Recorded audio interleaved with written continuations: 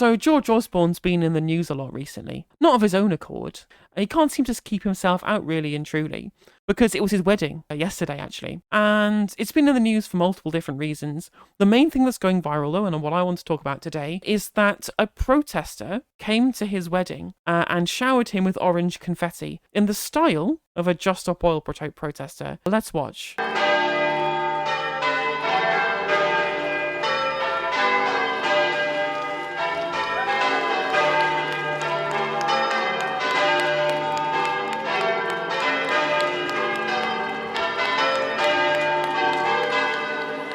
She was even dressed for the wedding as well. Even dressed correctly for the event that she was gate crashing there, which I find quite funny, of course. This is in the style of Just Stop Oil, protesting at new oil and gas licenses. Again, in the style of Just Stop Oil. That's going to be very, very relevant when we come to it later. And she does indeed look very pleased with herself, JDM. Yeah, you're absolutely right. This is former Chancellor of the Exchequer, the architect of the Conservative government and the coalition government, I guess, of the time, really. Their austerity policies based upon the flawed Reinhardt-Rogoff study that I've already covered on this channel, where I've already talked about the flaws in austerity economics.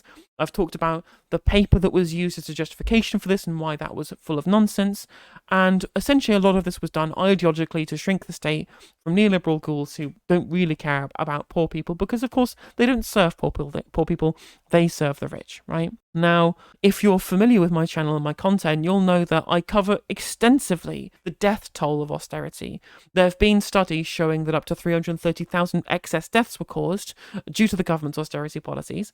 There is also, people are now shorter, like children are shorter now because of the austerity era of politics. And the NHS was not only ripped apart through the Lansley reforms during this period, but was also, their funding as a percentage of GDP was continually dropped through the entirety of the Osborne administration as well, which led to a lot of the further complications that we've had during the pandemic too.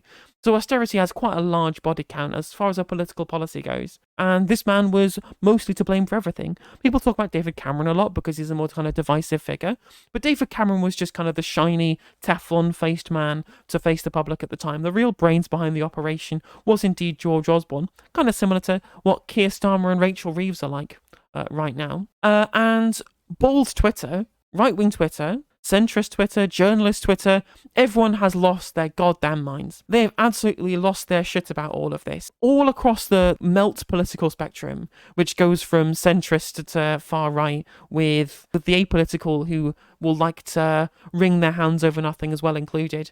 They've absolutely lost their kind of collective brains over this. Because ostensibly what their point is that this was somebody's wedding. It's their special day. How dare you ruin their special day? When we've just looked at the video, did George Osborne look like his day was ruined? It's just a bit of confetti at the end of the day, something that you already throw at weddings, of all the disruptive things one could do at a wedding. When I first heard about this, when I first heard his wedding had been disrupted by Just Stop Oil, ostensibly, I thought they'd like sprayed orange paint over there, like they'd really properly ruined wedding, which they obviously, I wouldn't have had any problem with either, because it's George Osborne at the end of the day, right?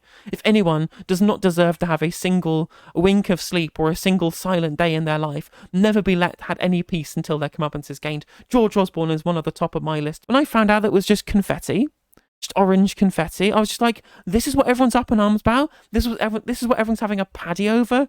Come on, get a functioning sense of perspective. But no, melt Twitter literally is not having anything to do with this. They're absolutely seething with rage. This is despicable thuggery. I can't believe they're ruining the best day of somebody's life. And I'm like, 330,000 excess deaths were caused by this man. Plenty of people who never got the chance to have a wedding, let alone have their wedding interrupted by 30 seconds of someone throwing orange confetti. Confetti at a wedding. I would have been happy with orange paint. When they were dumping the last box over the bride's head, it was a little bit rude, but otherwise seemed very good-natured. Yeah, exactly. I mean, and again, I don't think George Osborne, from what I've seen there, particularly cared either, right? 30 seconds of confetti being thrown, brush it off your jacket, move on. Still smiling on his way. It'd be a funny story to tell the kids, potentially. But as Bilderberg has pointed out in chat already, that's why I was specifically saying a Just Stop Oil style protest, because it's just come out just recently that Just Stop Oil have denied any involvement. This was upholding a tradition across many cultures, throwing confetti, etc. If it was a form of protest, which is yet to be established, we applaud it and thank the person concerned. It was peaceful, not especially disruptive, but got massive media attention for Just Stop Oil's demands, which is true. It has indeed done. I mean, the fact that people seem to be massively overreacting to it, like he'd had his entire wedding spray painted with orange paint rather than just 5 seconds of confetti. Clearly, this is an overreaction. And people are saying, right, this is going to make, I can't believe Just Stop Oil are making me support George Osborne. And if a little bit of confetti throwing is enough for you to take a mass murderer's side over this stuff, maybe you should get a functioning sense of perspective. As Just to point out here, it has also helped people to recall that George Osborne, one of the main architects of economic austerity, which is directly responsible for over 300,000 excess deaths, and that as a newspaper editor, he was responsible for some of the most egregious climate-denying nonsense ever to darken the pages of mainstream mass media. However, as much as we applaud the use of orange confetti at this wedding, we were not responsible. So yeah, they are claiming that they had nothing to do with this, which seems reasonable. Who would have access to George Osborne's wedding? Who was going to dress up nice for the wedding to go and then do a protest to be able to get into the grounds to be able to do it? So yeah, it does seem to be. I think there might be a little bit more going on. I think there might be a little bit more going on here. Because, as I said before, this isn't the only story to come out of George Osborne this weekend. Because there's another story, a far more interesting story as far as I'm concerned, rather than some confetti throwing. And that is that there has been a mass email sent out to everybody who was invited to the wedding, alleging this is just allegations. This is very important for both libel and general truthful reasons, right? I'm not just doing this because I want to avoid legal recourse. I do genuinely want to stress 100%, these are all just allegations at this point. Nothing that's being said here is in any way proven whatsoever. There was an email sent out that's now been put on Pastebin Online with some scurrilous rumours involved, including that George Osborne was in a relationship with a 16-year-old, and also that he was doing certain acts with somebody who was very well under the influence of alcohol, which is, of course, the R word. Given that this was all leaked before the wedding, so he knew this was going to be part of the media round at the time, my spidey sense is tingling. My spidey sense is tingling, considering that Just Paul was saying that they weren't involved. It was someone who dressed up for the wedding. It was someone who had access to be up the ground to get into the wedding, to be able to do the protest. Could it be a false flag? Could this be false flag confetti?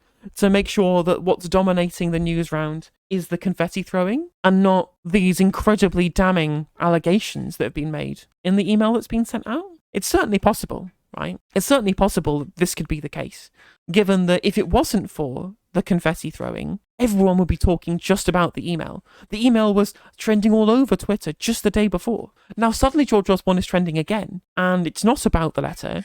It's about the protest. But this is all just speculation from my end. To go back to the hand-wringing of question of, whether it was acceptable for Just Stop Oil to engage in this kind of protest or not, I wanted to try and find an accurate comparison. The number of people that lost their lives due to austerity, right? Of course, I talk about David Clapson. We talk about Stephen Smith. We talk about all of these different, individual instances of people dying because of austerity. The larger numbers of 330,000, that's the real headline number. I was doing some research on this and found out that Idi Amin is estimated to have only killed between 80,000 and 300,000 people. So George Osborne is responsible for more deaths than Idi Amin. You can write that one down and use it in future when people ask you about austerity. What are the odds that friends of George Osborne did it for a laugh, dominate the news media and distract from something else while making JSO look bad?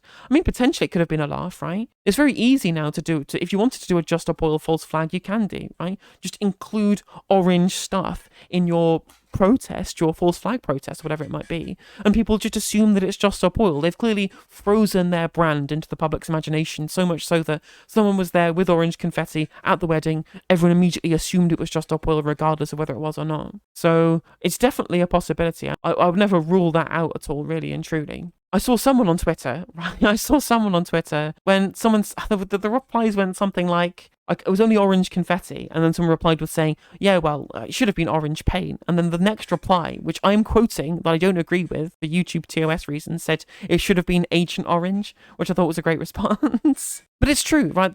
Civility politics poisons our discourse so far. We have to be civil to politicians who cause widespread human rights violations of the disabled. That was a UN probe that happened into the UK at the time. Who can cause widespread misery in the country, who can line the pockets of the rich, who can cause ostensibly mass death due to austerity, and that liberals will go, well, we'll put that to one side, really and truly. But on the other hand, have you considered that this was his wedding? It was the happiest day of his life. It's been ruined by a protester. Like, first of all, it wasn't ruined, and second of all, get some perspective, right? Oh, I can't believe that the Vietnamese decided to oust the government of Cambodia on Christmas Day, of all days. I can't believe you'd wait for it on Christmas Day, on Pol Pot's birthday as well. I can't believe you'd want to liberate Cambodia on Pol Pot's birthday.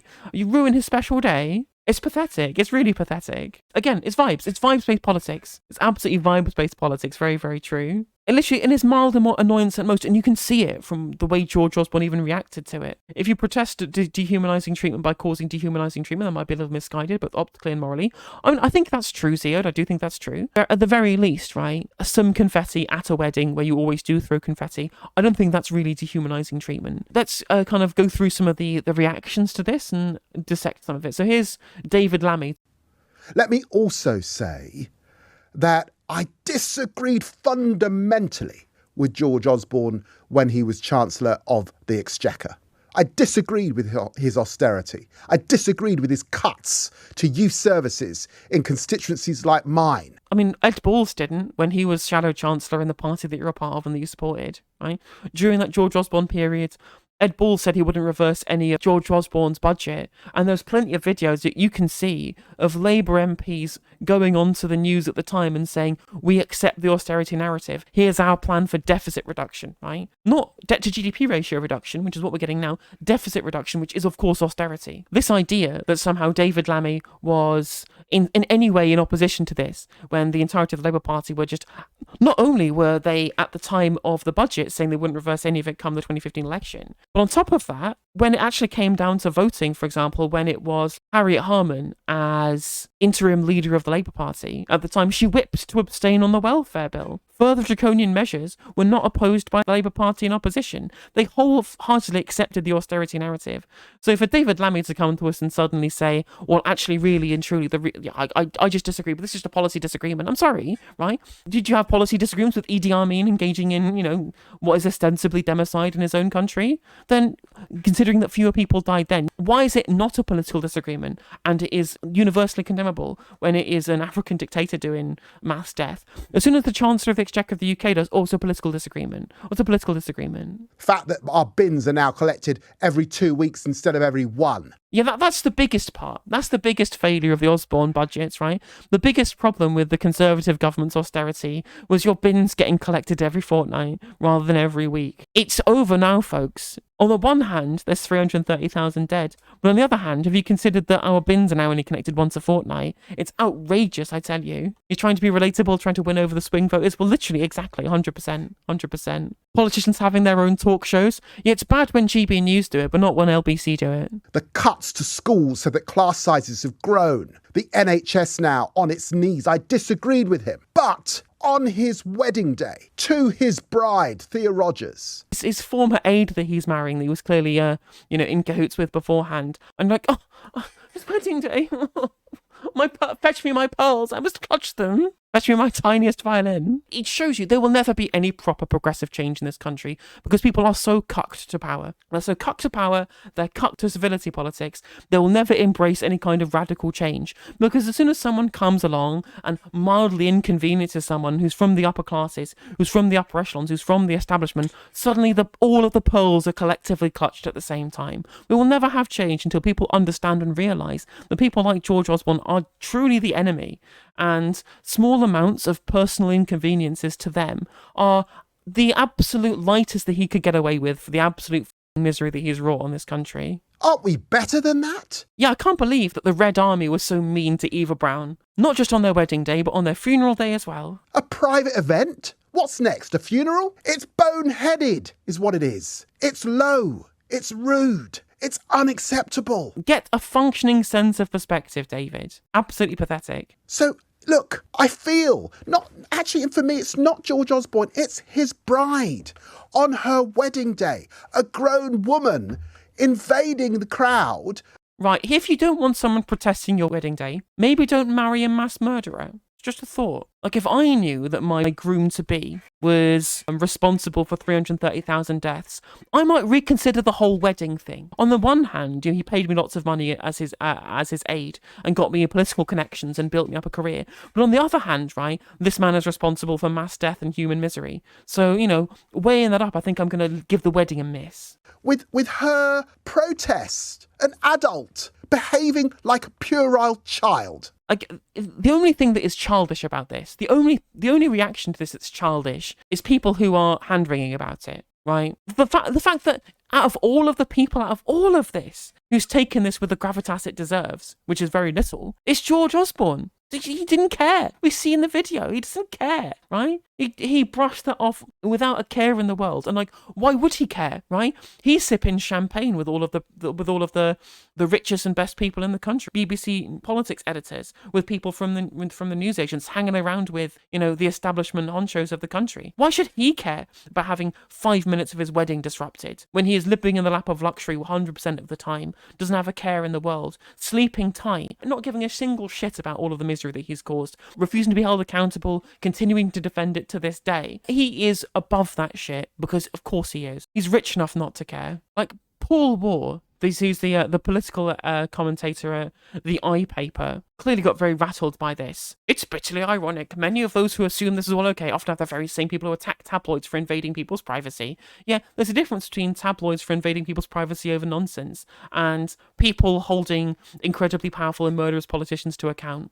Right? And then again, saying the arrogant MO justification is that they deserve it. Nothing is private. I think some things are indeed private, right? But there's a difference between deserving something for being a celebrity who's in the public eye, which is the only ever the justification that the tabloids use, and someone being responsible for 300,000 deaths. Let me just say that one more time in case people missed it before. They literally were in the position where the line coming from the journalist class is, I can excuse mass murder, but I draw the line at orange confetti. Like, we are truly in full-on melt terrain. Plus, Osborne is no longer an MP, and for all those glibly justifying it with he's the architect of austerity, he let the planet burn, his government was democratically elected in 2010 and re-elected in 2015, so I guess we shouldn't have gone to war with Mussolini then. He was democratically elected into power. Guess Mussolini can be completely uncriticised, right? Anyone who wants to throw confetti over Mussolini at his theoretical wedding, right? Yeah, that's too far. It's metropolitan titillation masquerading as some grand principle. No, the guy's a mass murderer. He should be lucky. He should be lucky that it was just confetti. There's one thing that unites all these people. There's one thing that unites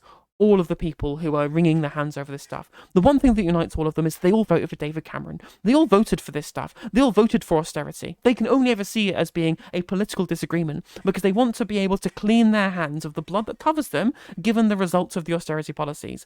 They want to be able to wash their hands of this stuff because they never thought austerity would affect them. They never thought they would be on the receiving end of the draconian policies of the Cameron and Osborne administration. They saw 5 years of misery and death under the Conservative government, the coalition government of 2010 to 2015, and they thought, more of that please, happily vote for that, right? David Cameron looks professional, right? He didn't call Gillian Duffy a bigot, right? He doesn't eat a bacon sandwich awkwardly. My house price has gone up and my mortgage rate has stayed the same.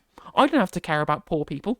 Who gives a shit about poor people? I will happily vote for this sensible incumbent government and give them a majority. These are all these same people who knew what they were voting for in 2015. And now that we know the after effects because of it, they have to wash their hands of it. They cannot call him out for the monster that he is because they know that they are complicit. If they could actually for 1 second bothered critically analysing the results of what they gave credence to, they wouldn't be able to sleep at night as much as George Osborne shouldn't be able to sleep at night either, because he's never going to face any consequences. No consequences have been faced for George Osborne whatsoever. He got booed at the Olympics. That's it. That's the only thing that he's ever gotten in response to this, getting booed at the Olympics. No other consequences whatsoever. No consequences at all, given the situation. After quitting politics, after quitting his life as an MP, just swanned off and just walked into a position as editor of the Evening Standard. So he went from controlling the policy to controlling the manufacturing of consent for future policy. Even admitted on the Andrew Neil show, casually admitting, it's fine to be able to collude with politicians for favourable coverage. We just do that with the Evening Standard, our free paper in the London area. Fine, don't care. Just water under the bridge. It just shows how disconnected these people are from real, like, political morality. That's water under the bridge. Confetti at a wedding, too far. Too far. And now he's back being advisor to the government. So, you know, no consequences, no comeuppance, never been held accountable. This should have been the least of his worries, really and truly. If you enjoyed this video, please do consider liking and subscribing. It does help out the channel and the algorithm. And if you click the bell notification icon, it will let you know when I go live and when I upload videos. If you'd like to follow me on social media, my handle is @NoJusticeMTG, and that is Twitter, TikTok, Facebook, Instagram, Twitch, and YouTube. If you want to support my channel in a more financial manner, you can do so by becoming a member for just 99p, by super chatting, or by supporting me on Patreon, with the link is in the description of this video, and hopefully I'll catch you on the next segment.